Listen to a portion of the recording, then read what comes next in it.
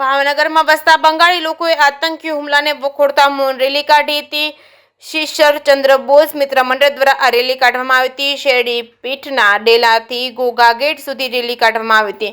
ભાવનગરમાં રહેતો બંગાળી સમાજ સરકારના દરેક નિર્ણય સાથે છે તેમ જણાવ્યું હતું। 150 થી 200 લોકો આ મૌન રેલીમાં જોડાયા હતા। જે કેસની ગુજરાતી સાથે હિરેન ભાયાણી ભાવનગર। इस्माइल इद्रीस भाई शेख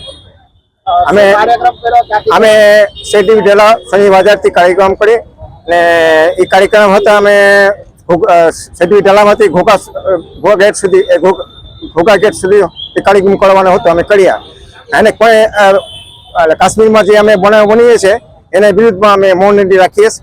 હા, અમે સરકારને એમ રાખીએ છીએ જે બીજી વાર ન બને ને ધ્યાન આપે ને સરકારને અમે સૌ બંગાળી સમાજને અમે સાથ સહકાર આપવા તૈયાર છે।